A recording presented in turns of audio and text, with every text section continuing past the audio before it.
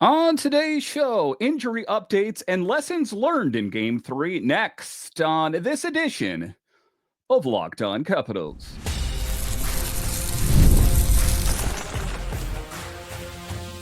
Your Locked On Capitals, your daily podcast on the Washington Capitals. Part of the Locked On Podcast Network, your team every day.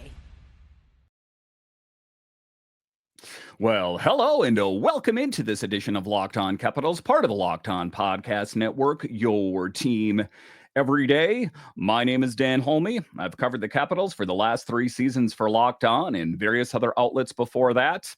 I'm also the host of the weekly show called The Capitals Minutecast, available wherever you find your podcasts. And as always, I want to thank you for making this your first listen of the day. Today's episode is brought to you by our friends at Game Time.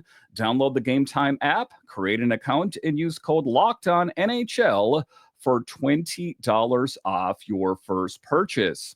So in this edition of Locked On Capitals, we talk about lessons learned in Game 3. I think that the Capitals went into games number 1 and number 2 pretty confident that they saw the return of Logan Thompson. The team was playing rather well, but all of a sudden, the Habs threw a curveball in Game 3. How did the Capitals rebound and pick up a big win in Game 4? I'll talk about that a bit later. Is Charlie Lindgren ready to step up? It could ostensibly be his net for the duration of the playoffs, as the news surrounding Logan Thompson has not been great. It hasn't been bad, but is Lindgren ready to step up? But just to get it going here, talking about injury updates on Saturday and what we know about your favorite team and mine, the Capitals. And there's some good news and some questions. So let's start today with the biggest news out of Saturday's practice.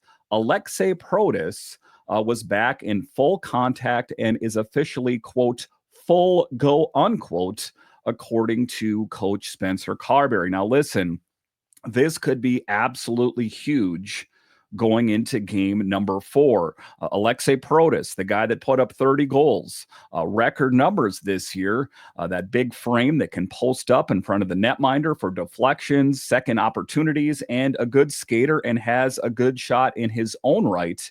Aliaksei Protas back to the mix could be absolutely huge for the Capitals. They're missing that. A 30-goal score on your team, I think that any team would sign up for that. Now, Protas, as we know, has been out since April 4th after a scary skate blade cut on the top of his foot.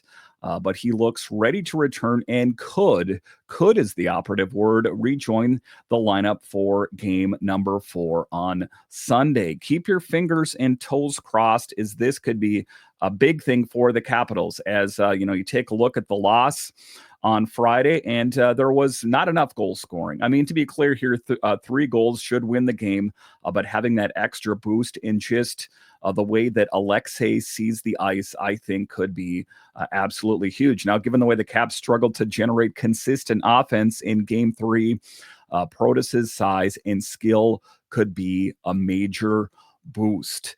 And to be clear here, I think that Anthony Beauvillier has done a good job playing on that top line.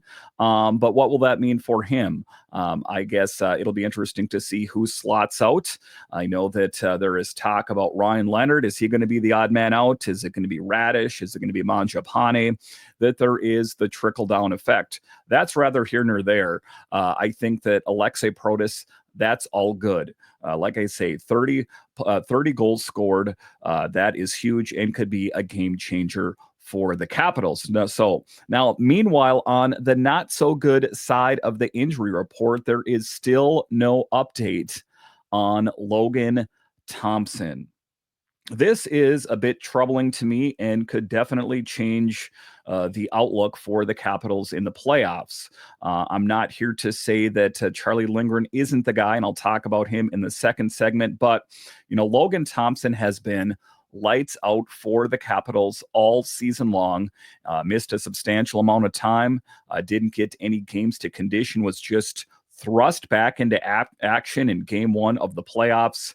What is that going to mean for the Capitals? Thompson left Friday night's game in the third period after colliding with Dylan Strome. And that was a tough moment as Strome was back checking Slafkovsky. And, Logan Thompson was a little bit out of position. And, Dylan Strome couldn't slow down and just kind of bowled him right over. Not Dylan Strome's fault, just the ultimate competitor trying to chase down Slafkovsky. And it wasn't great. But to be clear here, like I talked about in yesterday's show, there were a couple other instances in the game where it did appear that Logan Thompson may have been injured. And the rumor out there is that he had a bruise on the back of his head, but then he was also clutching the back of his leg. Ultimately, what is ailing him, we don't know. Carbery said they're still waiting for a full evaluation from the medical staff. So as I record this at 6:13 on Saturday, that's all we know. All we know is that we really don't know. It's just the sight test, and it didn't look good. And, you take a look at it, it could be a knee issue. It could be, something to do with his leg. I guess we ultimately don't know. We could speculate all day long. But just the fact that he had a hard time putting weight on that leg, and he had to have Jason Service come out and help him with another player to get him off the ice. That didn't look really great. It didn't look real promising, and now all eyes are on Chucky. Dylan Strome met with the media and explained that it was an unfortunate accident. He made a bad pass, guessed wrong in coverage, and ended up colliding with Thompson. Again, not optimal, but what do we know about the playoffs this is what it's all about. This is ultimately, when we hear about the Capitals' netminding depth, that's why we have Charlie Lindgren. That's why Clay Stevenson is going to take on a big responsibility as the backup. Now, Strome emphasized how terrible he feels about it and hinted that maybe it was more of a balance issue than a major injury. But let's be honest, Caps fans, it did not look good. It didn't look good at all. It wasn't one of those things where they're kind of dazed for a moment and they're like, yeah, I'm okay. No, he had a hard time putting weight on it. And, like I say, it was a rough outing for Logan Thompson in general. Not even just the Strome collision. It was a bad outing for him. Not so much in net. I mean, he played much better in games number 1 and 2, but just he was getting banged around quite a bit in the game. So now on the other side of the ice, and Sam Montembeault also left the game with a lower body injury. So it was not a good outing for goalies in this game. No new info there either. Canadiens coach Martin St. Louis said he's still being evaluated. Both teams could be turning to their backups for a huge game 4. So big implications, when your starting netminder goes down, that, sometimes your backup, in this case, Charlie Lindgren for the Capitals, sometimes some questionable play that we've seen from him. I know that he was lightning in a bottle last year, got the Capitals into the playoffs, and we saw a pretty good performance, but that's what it's all about. It's next man up. So to wrap up this segment, the good news surrounding the Capitals, as it does appear that Aliaksei Protas could be in the mix on Sunday in game 4, and that is a reason to be happy as the Capitals have seen some players injured here as of late. And what we don't know about Logan Thompson or Sam Montembeault of the Canadiens. So it's going to be an interesting game. This game, as we know, will also be in Montreal. And what are some of the things that we know? The fans play a huge factor in these games. The Capitals need to be buttoned up. They need to be dialed in. I'll talk about that a little bit more in the third segment, but all things considered, good news somewhat surrounding the Capitals, as it does appear as though Aliaksei Protas could be in the mix in game number 4. All right, so coming up here after the break, we'll talk about Chucky. Is Charlie Lindgren ready to step up? I'll discuss straight ahead.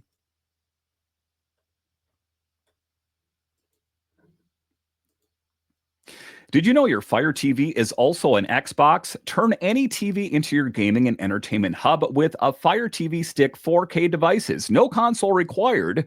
Just grab your paired controller, subscribe, or sign in to Xbox Game Pass Ultimate with EA Play included, and you're ready to play. Dive into hundreds of premium titles from EA Sports College Football 25 to Call of Duty, Black Ops 6, and Avowed as easily as you stream your favorite TV shows. It's gaming made simple, and it's all on your Fire TV. Now, with Wi-Fi 6, 6E, and auto low latency mode advanced technology, Fire TV Stick's 4K delivers smoother, more responsive gameplay with lightning-fast speeds you need to stay competitive. With 4K streaming, watch more than 1.5 million movies and TV episodes from your favorite subscribed services like Netflix, Prime Video, Disney+, Max, and so much more. So head to Amazon.com/Fire TV Locked On to get started. Xbox Game Pass Ultimate subscription and compatible controller required.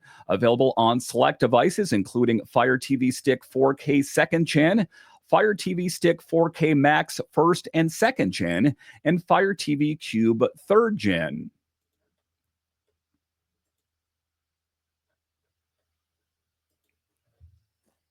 All right, welcome back into this Saturday edition of Locked On Capitals, part of the Locked On Podcast Network. It is your team every day. You can find me over on Twitter. It's at DanCaps218. You can find the show on Twitter. It's at Locked On Caps. So talking about Charlie Lindgren, is he ultimately going to be able to step up in Logan Thompson's absence? And I do believe it is going to be an absence, make no mistake about it.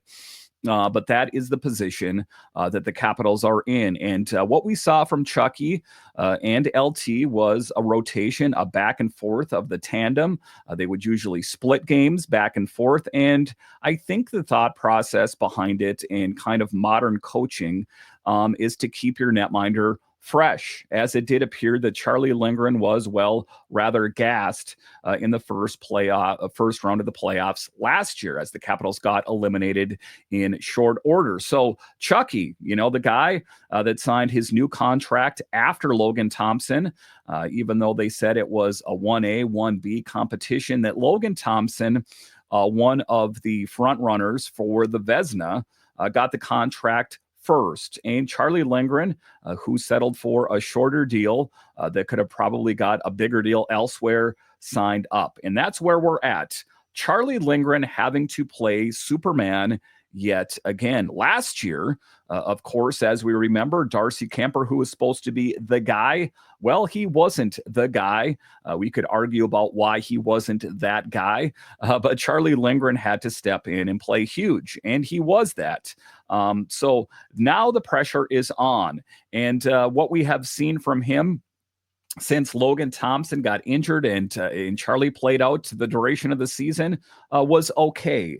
I'm not going to go ahead and say it was stellar, but it was okay. And just covering this team and listening and talking to some of the fans, there are some fans that are in camp Logan Thompson, and there are some fans that are in camp Charlie Lindgren. But what we know for show is that in 39 games played, he has a 20-14 record. And those stats speak for themselves, with a .985 save percentage and a 2.73 goals against in the regular season. So his numbers are good. They're not great. And, do I feel as confident going into game 4, or, to be honest with you, for the remainder of the playoffs, knowing that it could be Charlie Lindgren? I feel, I'm going to be honest with you, moderately confident. I don't feel nearly as confident as I did when Logan Thompson was in there. But to be clear here, I had some reservations about LT as well, considering how much time he missed. So that is what we're going to dive into in this second segment. If Logan Thompson can't go in, it'll be Charlie Lindgren's net, and the Caps the team are more confident in him than ever. And, there's the history. Logan Thompson, I think that the Capitals play with a certain level of confidence, a lot of confidence, I should say, in front of Logan Thompson.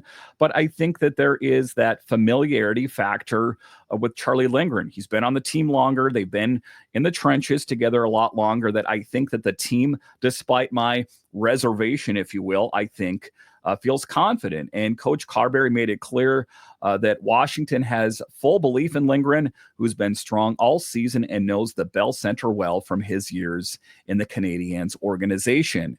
And has to be kind of one of those moments as well for Charlie Lindgren playing against his old team and what it means. And, you know, the Canadiens fans, well, they haven't forgot who Charlie Lindgren is. So it has to be an interesting moment for him. Also, the pressure is really on Charlie Lindgren as well, playing in Montreal. Lindgren spoke post-game, said it was tough seeing Thompson go down, but if he gets the call, he's ready to do his job. So interesting storylines and things that you can prepare for. You know, I've talked about before that, you know, maybe the Capitals should have done more at the trade deadline. You know, there was never a scenario that I thought the Capitals needed to beef up in the netminding department. You know, even the perception was that if Logan Thompson got injured, that Charlie was a good option. And then the third string netminder was going to be either Hunter Shepard and Clay Stevenson. And what we saw from Hunter Shepard in that one game was less than stellar for various reasons. That Clay Stevenson, who played his first NHL game against the Penguins, is sitting back up in the bullpen, if you will, ready to start throwing off the mound if Charlie struggles or if he gets injured. So it is getting real for the Capitals, and it will test their depth, hopefully. I mean, the best case scenario, of course, is that Logan Thompson, despite what we saw, you know, in game 3, that it wasn't as bad, if that is at all possible. And if he is not good to go, that Charlie Lindgren, in fact, is going to be the guy in net. And ultimately, why you have a strong tandem. This is why you trust the depth in your organization. And, you know, to be clear here, Clay Stevenson, if called upon, I think will play okay. I hope it doesn't come to that. I would prefer a netminder with some more experience. But, you know, you take a look at the Habs as well, that they are down the depth chart a bit as well. With their netminder as well, if Montembeault is not good to go. So, you know, it's an interesting position that, you know, with forwards, with blue liners, that oftentimes you can kind of plug and play a little bit. There's never a scenario where you're going to have a forward or a blue liner put on the pads and play in net. It's just not the way it is. As there was talk about PLD playing defense in that one game towards the end of the season because he has a history that, you know, it is definitely a specific skill set, and that we're hoping that who is the tandem, Logan Thompson, Charlie Lindgren, or Clay Stevenson, is good to go. So a difficult thing for the Capitals that they have to deal with. Ultimately, it is not what we're looking for, but that's what it's all about. Being ready. Is Charlie Lindgren going to be ready? I'd like to think so, but I guess we will find out for sure come Sunday. All right, so coming up here after the break, we'll talk about lessons learned in game number 3. Some of those lessons are playing a more disciplined game, and some of the things they can't really change. The loud crowd at Bell Center. I'll discuss those lessons learned straight ahead.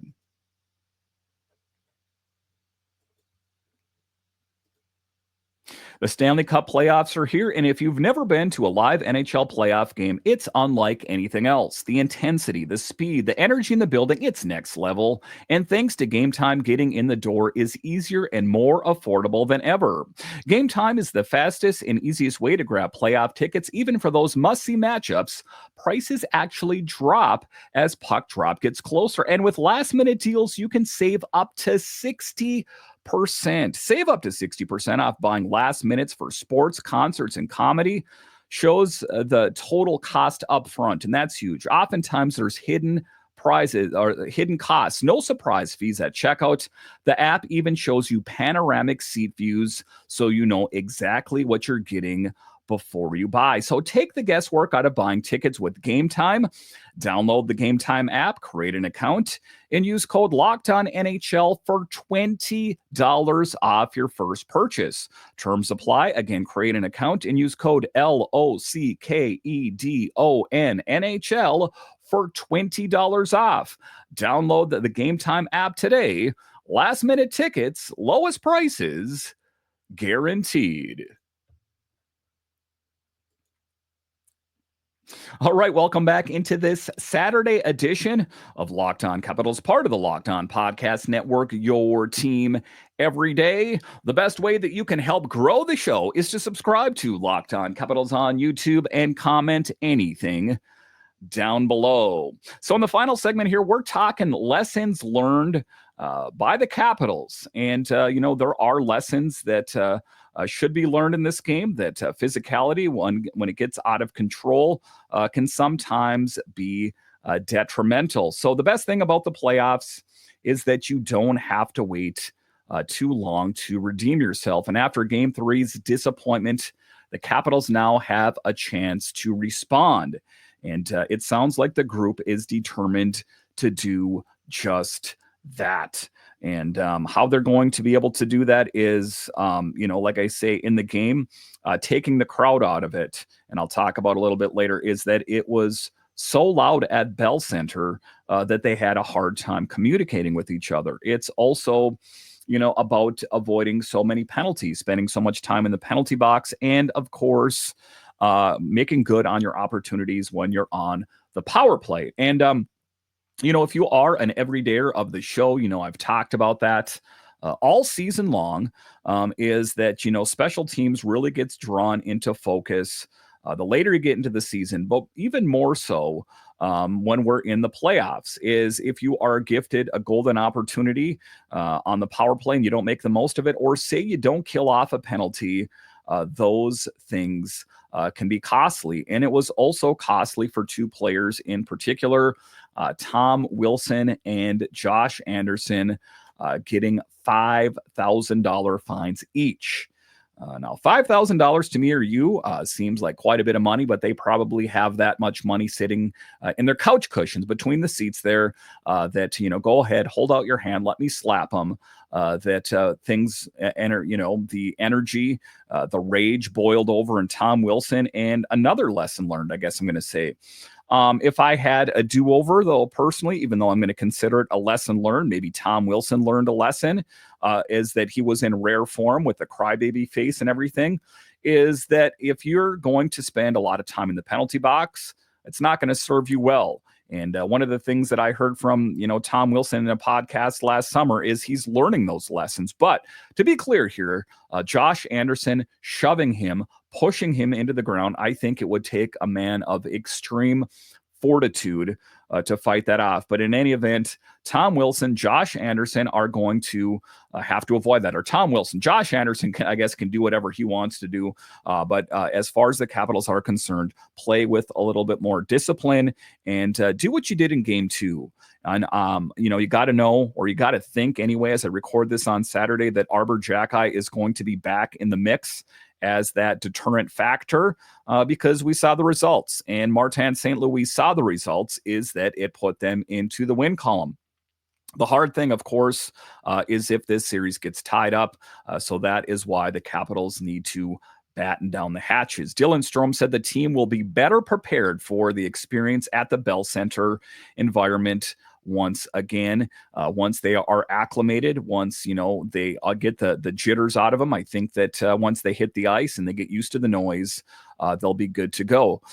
Coach Carbery also said he's working with the team to handle all the little changes that come with being on the road in the playoffs, crowd noise, anxious moments, and tough breaks.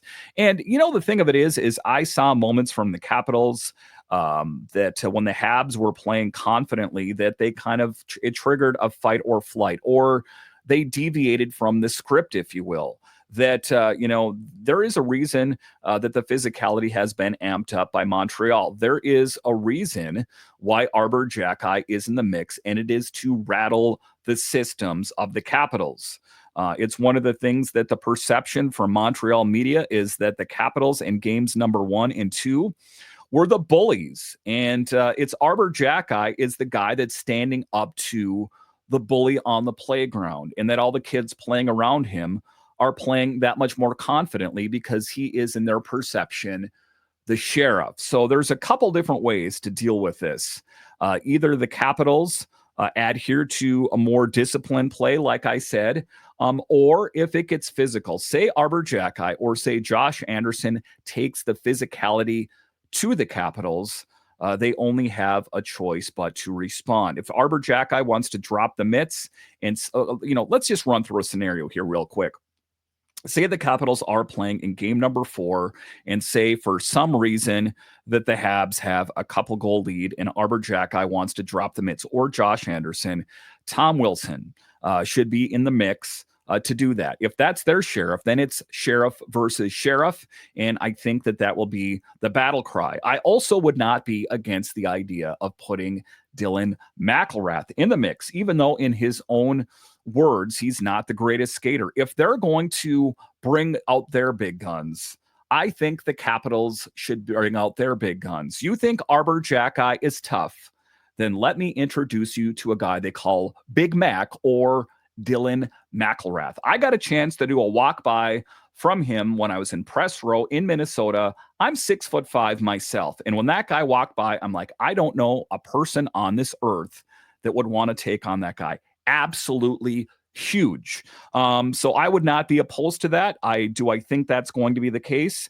I'm not so sure. Alexiev is in there, and just given the fact that maybe he's not the greatest skater, Dylan McIlrath, that is, maybe they'll keep him in there. But that is something to at least roll around Spencer Carbery's head a little bit, that if they are going to bring the physicality, maybe you need to fight fire with fire. That is one thing. But TVR put it perfectly. He said, if you can't handle the losses, especially in the playoffs, you're not going to win too many games. And that's why these guys are professional athletes. And that's why we're watching these games on our couches, because this isn't their first rodeo. These guys have played hockey for years.